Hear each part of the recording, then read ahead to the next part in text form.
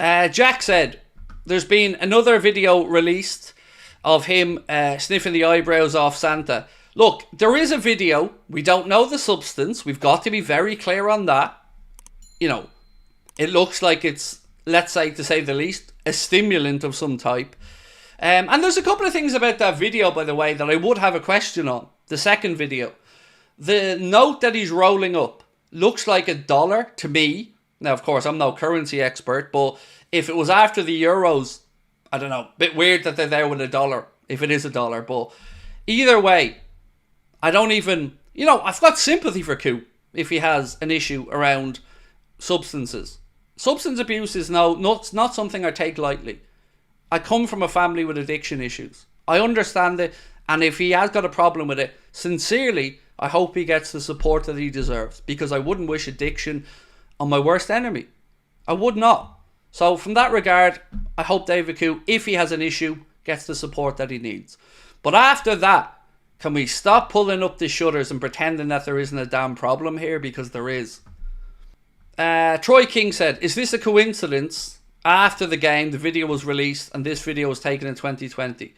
Look, I don't know how the video got into the world, but if both videos are true, and it looks like they could very well be, it speaks to, again, the mindset of somebody. Why is he allowing all this to be videoed?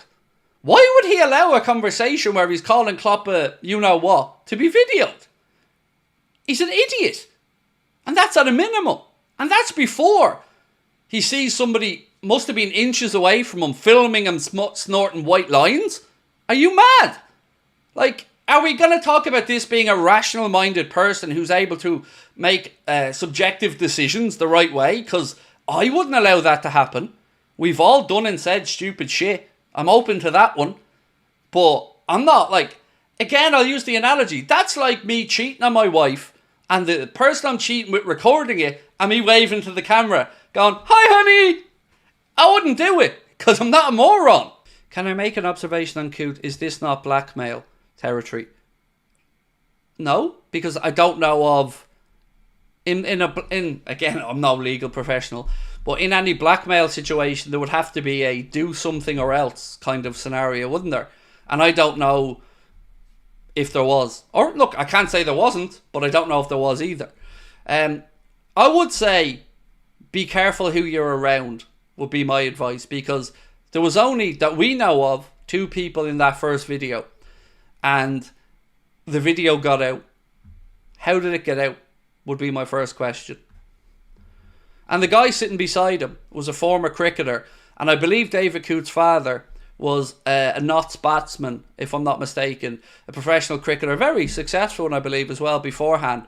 So you can see why maybe they'd have an in there around cricket or whatever, which is sound. Of course, you're allowed to like other sports and do whatever, like, but I'd be careful who you have around me, because that guy clearly, at the very least, was careless with the video.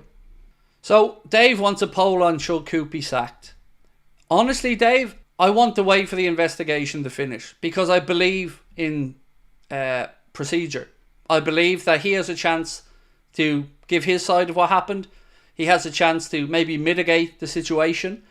I believe that, as the PGMOL have said, he needs to be supported, because we don't know what's going on in Mr. Coote's life. We don't know if he has any issue with drugs. We don't know. There's a lot we don't know here. And we can only react off what we do know. So I'm absolutely fine with this procedure going through the proper channels, taking as long as it takes, because we want things done the right way. You know? And I know as football fans we can be reactionary, but there's a human touch to this as well, and procedures that have to be followed. And, you know, I'm very much of the mindset that let these things play out, and we'll see at the end of it what comes out, and then we can have our opinions. Thoughts on the David Coote white powder video, said Lewis, and I had to change the wording there, mate. Look, my thoughts are quite mixed. Firstly, my first thought was, I hope he's not suffering with addiction or anything like that, because, you know, addiction has played a big part in my life with my parents and stuff around alcohol, And I would never wish an addiction to a Class A substance or anything on anybody. So my first thought was, if he has a genuine addiction or problem with any drugs, I hope he gets the help he needs, the support he needs, because it's not easy. Secondly, my mind also went a different place. Apart from obviously having the human side to this and not wishing ill on anybody, I did wonder, has he been compromised? And if he's in this situation of using these substances, and we don't know what the substance is in the video, we've got to be very clear about that. We just see a white powder. I wonder, does this speak to maybe a bigger problem? Are referees in debt to people? Are they open to being lent on to get a decision to go one way or another? And the answer could very well be no, and I'm of course more than open to the answer being no. But it is what went through my mind, like you've said. If he owed money to some unscrupulous people, you know, who's to say that hasn't been part of this situation? And I don't know. But again, I think we need to speak about it honestly and wait for all the facts to come out. And he deserves everything to be done properly and procedures put in place. So, yeah. Wasn't surprised, because I don't know many people who've known anybody who's been done a few lines of coke and been out drinking and not looked at that video of David Coote, the first one, and thought, because I can't lie, I looked at it and I thought, I don't think he's just had a few drinks there. But I don't know, because I don't know what he has or hasn't done. But I know that when I looked at him, I didn't think he just had a few drinks, but that's just my opinion. Craig, should the Premier League refs be randomly drug tested?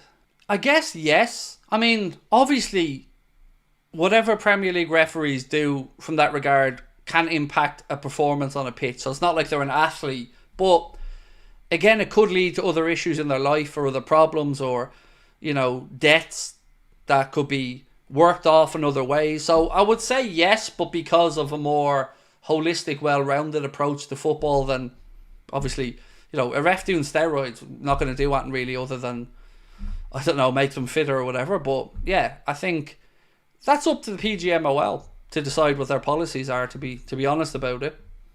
No matter what the excuse is, what he did is all wrong. 100%. Look, I want him to be held to account for his words and actions as much as anybody.